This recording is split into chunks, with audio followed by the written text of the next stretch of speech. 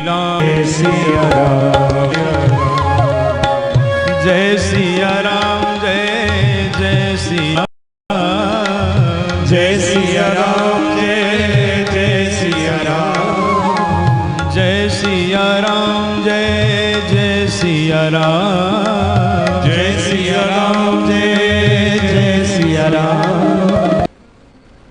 ऐसी सुंदर भावमयी भागवत कथा का हम सभी रसास्वादन कर रहे हैं। यह निश्चित रूप से हमारे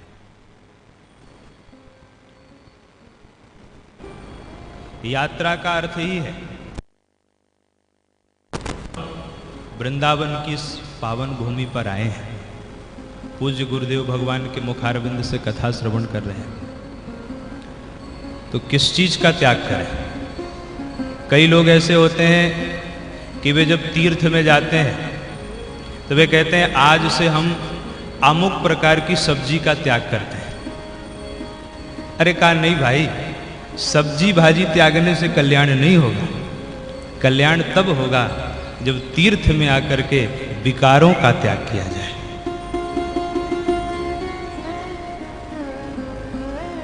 वृंदावन यह प्रेम की भूमि है, तो वृंदावन में आए तो काम का परित्याग करें। जैसा कि गुरुदेव कह रहे थे कि अयोध्या और वृंदावन, सरयू और यमुना दोनों का ये सम्मिश्रण है। तो सरयू वैराग्य की भूमि है, अयोध्या वैराग्य की भूमि है। अयोध्या में जाएं तो लोभ का परित्याग करें। काशी ज्ञान की भूमि है, काशी जाएं तो क्रोध का परित्याग करें। इस प्रकार जिस दिन वृंदावन, अयोध्या और काशी, इन तीनों जगह जाके हमने काम, क्रोध और लोभ तीनों का त्याग कर दिया, उसी दिन हमारा जीवन धन्य हो जाएगा, उसी दिन धन्यता प्रदान हो जाएगी। तो इसलिए, और ये तो भाव की भूमि है, और भगवान को सिर्फ भाव ही अच्छा लगता है।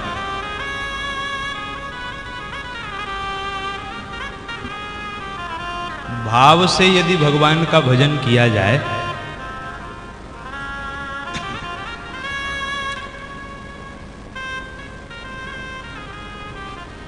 मूर्खो वदति विष्णाय धीरो वदति विष्णवे उभयो पूर्णस्तुल्यम, क्योंकि भावग्राही जनार्दन है। भगवान भाव के ग्राहक है, इसलिए जीवन में भाव आए। और जिस दिन हमारे जीवन में भाव आ गया, उसी दिन भव सागर से बेड़ा पार हो जाएगा। पूज्य गुरुदेव भगवान का आगमन हो रहा है। हम सभी पूज्य गुरुदेव भगवान को प्रणाम निवेदित करते हैं। बोलिए सद्गुरुदेव भगवान की जय। जय सिया राम जय जय सिया राम जय सिया राम जय जय सिया राम जय सिया राम जय जय सिया राम जय सिया राम जय जय सिया राम जय सिया राम जय जय सिया राम जय सिया राम जय जय सिया राम जय सिया राम जय जय सिया राम जय सिया राम जय जय सिया राम जय सिया राम जय जय सिया राम जय सिया राम जय जय सिया राम जय जय सिया राम जय जय सिया राम।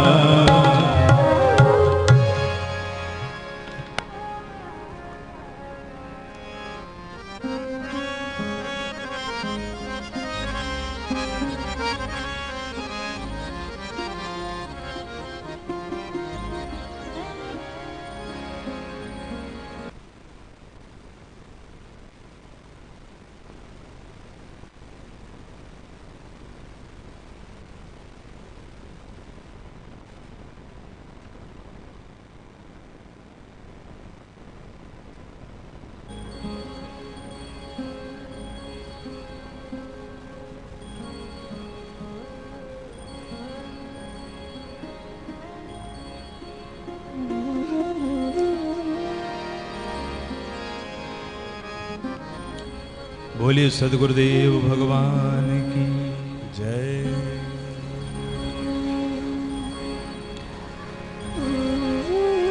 तो हम निवेदन कर रहे थे कि वृंदावन यह भाव की भूमि है और वृंदावन में आकर के भगवान के भाव में भावित होकर के भागवत भागीरथी में स्नान करके जीवन को धन्य बनाना, यही हमारा मूल उद्देश्य है।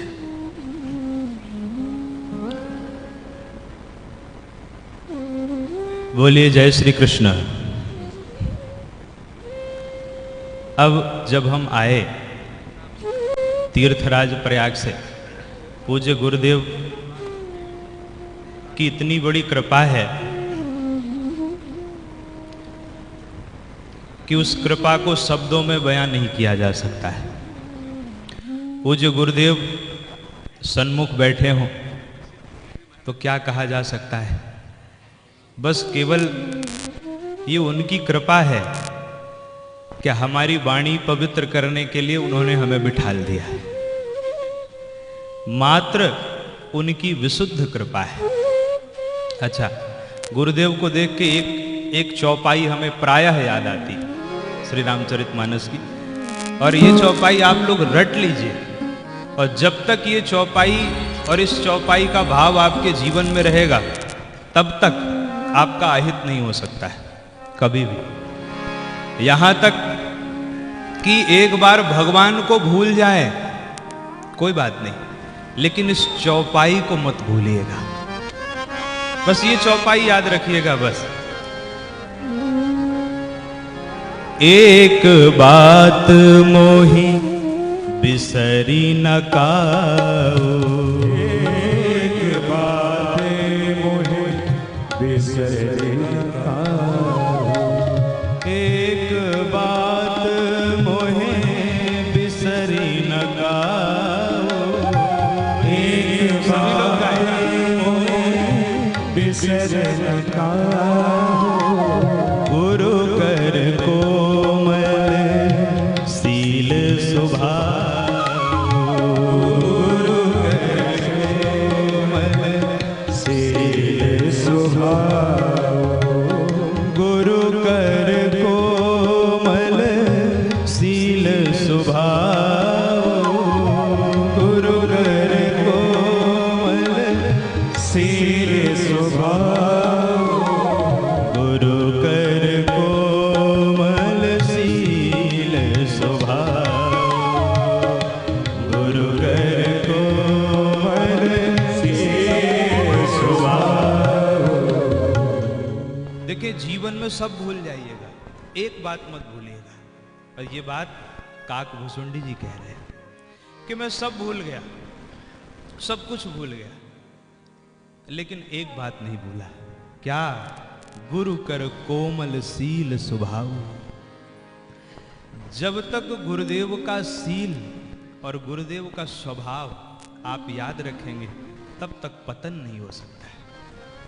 सब भूल जाना, पर गुरुदेव का सील, सीले स्वभावे सद्वृत्ते, गुरुदेव का स्वभाव और गुरुदेव का आचरण है। ये दो बातें जीवन में स्मरण रहे, कभी ना भूलें।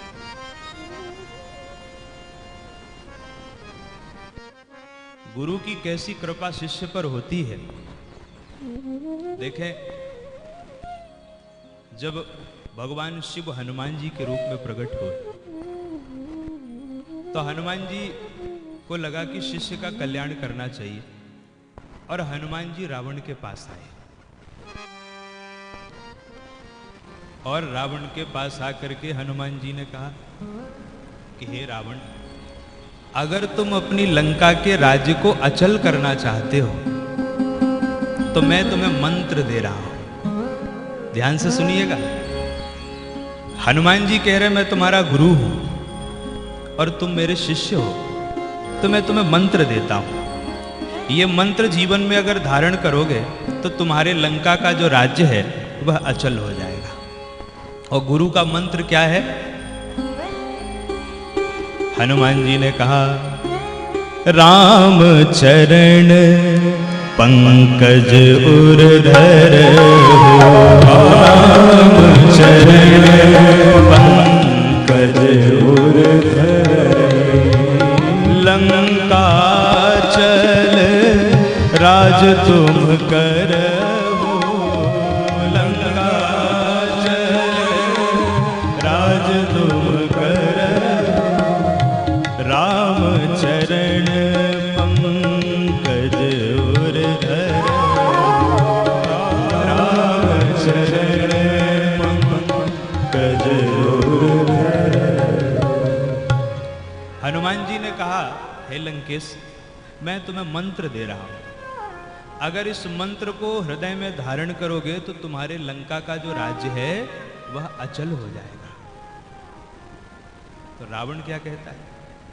रावण कहता, ओ हो, अब ये बंदर हमें शिक्षा देगा, मिला हम ही कपि गुरु बड़े ज्ञानी। अच्छा, इस मंत्र को माना किसने? रावण ने तो नहीं माना। किसने माना? तुम्हारो मंत्र विभीषण माना, तुम्हारो मंत्र विभीषण माना। क्या हुआ? लंकेश्वर भय सब जग जाना, लंकेश्वर भय सब जग जाना, तुम्हारो मंत्र विभीषण माना, तुम्हारो मंत्र विभीषण माना। मंत्र किसने माना? विभीषण ने। तो गुरुदेव के मंत्र को मानने से परिणाम क्या निकला? बोले लंकेश्वर भय सब जग जाना। किंतु रावण ने नहीं माना। अब देखिए, यहीं पर गुरुदेव की कृपा और शिष्य की कृपणता दोनों का दर्शन हो रहा है। हनुमान जी क्या कह रहे हैं? अरे स्वामी, अरे प्रभु। हनुमान जी ने रावण को स्वामी भी कहा और प्रभु भी कहा। और रावण है कि हनुमान जी को सठ कहता है, खल कहता है। अब रावण ने हनुमान जी से कहा, एक बात बताओ, ये जितने देवता खड़े हैं, ये देवता हमको देख के डर रहे हैं, तुम क्यों नहीं डर रहे हो? हनुमान जी ने कहा, ये देवता इसलिए डर रहे हैं क्योंकि ये तुम्हारी भ्रुकुटी की ओर देख रहे हैं। भ्रुकुटी विलोकत सकल सभीता। तो बोले तुम क्यों नहीं डर रहे हो? हनुमान जी ने कहा, मैं तुम्हारी भ्रुकुटी की ओर नहीं देख रहा हूं, मैं तो अपने प्रभु रामचंद्र की भ्रुकुटी की ओर देख रहा हूं, इसलिए मैं नहीं डर रहा। भ्रुकुटी विलास सृष्टि लय होई। अच्छा, तो अगर अपने स्वामी की भ्रुकुटी की ओर देख रहे हो तो मुझे प्रभु क्यों कह रहे हो? मुझे स्वामी क्यों कह रहे हो? और क्या सुंदर उत्तर हनुमान जी ने दिया। रावण, मेरे प्रभु ने मुझे एक शिक्षा दी है। मेरे प्रभु रामचंद्र जी ने मुझे कहा है कि हनुमान, अनन्य भक्त वह होता है सो अनन्य जाके असी मति न टरे हनुमंत, और मैं सेवक सचराचर रूप स्वामी भगवंत। मेरे प्रभु ने मुझे शिक्षा दी है कि हनुमान, मेरे अतिरिक्त जितनी भी चीजें हैं उसमें तुम मेरा ही दर्शन करना। तो हनुमान जी कहते हैं, रावण मैं तुम्हें प्रणाम नहीं कर रहा हूं, तुम्हें प्रभु नहीं कह रहा हूं, तुम्हारे भीतर छिपे परमात्मा को मैं स्वामी कह रहा हूं, उनको प्रभु कह रहा हूं। कितना सुंदर समझाया।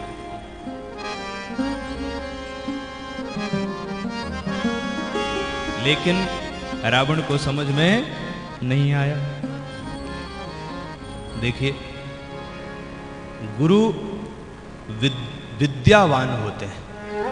विद्वान में और विद्यावान में अंतर है। हनुमान जी के लिए कहा गया विद्यावान गुणी अति चातुर। तो विद्यावान कौन है? रावण विद्वान है, 10 सिर हैं उसके पास, 6 शास्त्र और 4 वेद का ज्ञाता है। पर हनुमान जी विद्वान नहीं, विद्यावान है। अब दोनों में अंतर क्या है? जो केवल विद्वान होते हैं वे दूसरे की शांति का अपहरण कर लेते हैं, जैसे रावण ने सीता जी का हरण कर लिया। और जो विद्यावान होते हैं वे दूसरे की शांति को खोज के उससे मिलाने का कार्य करते हैं। ये विद्यावान। तो सद्गुरुदेव विद्यावान है। और हम कितने सौभाग्यशाली हैं, पूज्य गुरुदेव की कितनी कृपा है, शब्दों में उस कृपा का वर्णन नहीं किया जा सकता है। बहुत बड़ी कृपा है। उन्हीं की छत्र छाया में हम लोग आज जो दो शब्द भी बोल पा रहे हैं, यह केवल मात्र गुरुदेव की कृपा का परिणाम। मात्र गुरुपद पंकज सेवा तीसरी भगति अमान। हम सबका उत्तरदायित्व है मान शून्य होके गुरुदेव के चरण कमलों की सेवा करना। और ये तो भाव की भूमि है। बस एक छोटी सी 5 मिनट का एक संस्मरण सुना के वाणी को विश्राम देंगे। एक बार सूरदास जी गए जगन्नाथ भगवान का दर्शन करने। तो जगन्नाथ भगवान ने पुजारी से कह दिया स्वप्न में कि जाओ और जो बाबा बाहर आया है उसको दर्शन से रोक दो। भगवान को आनंद लेना था। पुजारी बाहर आया। पुजारी ने सूरदास जी से कहा महाराज क्षमा करें, आप भीतर नहीं जा सकते। क्यों? बोले क्योंकि भगवान ने आदेश दिया है। सूरदास जी ने कहा जरा पूछ के आओ कि गलती क्या है मेरी जो मुझे भीतर नहीं जाने दे रहे। तो पुजारी भीतर आया। पुजारी ने पूछा तो भगवान ने कहा कि सूरदास से जाके कह देना कि सूरदास ने मेरी अंतरंग लीलाओं का वर्णन किया है, चीरहरण, माखन चोरी आदि लीलाओं का, इसलिए मैं उनको दर्शन नहीं दूंगा। तो वे बाहर आए। उन्होंने कहा सूरदास जी से महाराज भगवान ने कहा है कि आपने उनकी अंतरंग लीलाओं का वर्णन किया है। सूरदास जी ने कहा देखो जाके भीतर कह दो हमसे झगड़ा मोल लेना ठीक नहीं होगा। हम कवि हैं और कवि से झगड़ा करना ठीक नहीं है। तुलसीदास जी ने कहा ना शस्त्री मर्मी प्रभु सठ धनी वैद बंदी कवि भानस गुनी न वही विरोध है नहीं कल्याण। तो वे भीतर आया। जगन्नाथ भगवान से कहता प्रभु वे बाहर कह रहे हैं कि उनसे झगड़ा करना ठीक नहीं। भगवान ने कहा जाओ जो करना हो कर ले। तो पुजारी जी बाहर आए। बोले भगवान कह रहे हैं जो करना हो कर ले। तो सूरदास जी के जीवन का यह अंतिम पद है। सूरदास जी ने 1 लाख पद लिखे, जिसमें 75,000 तो सूरदास जी ने लिखे।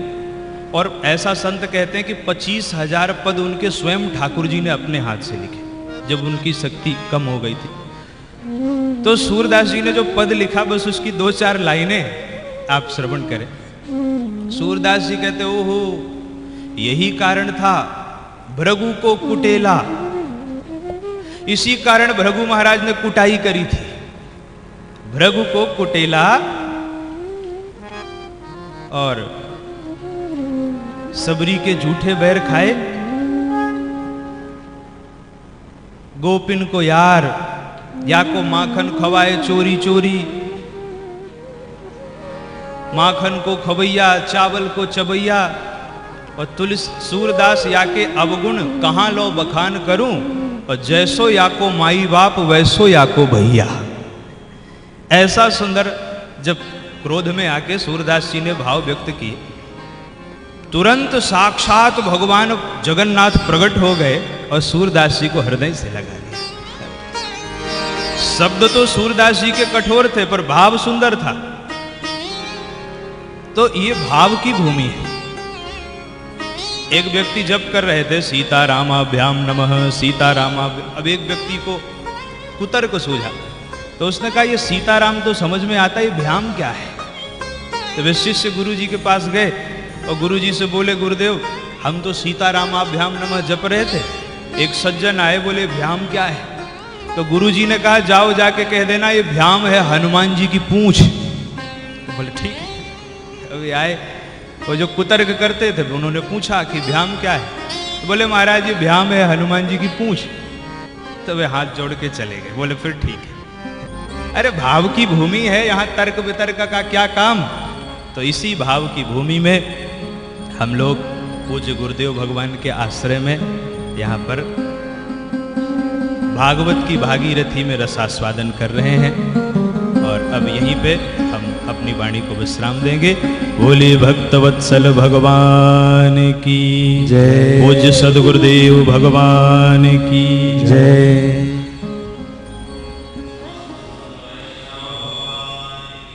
जय।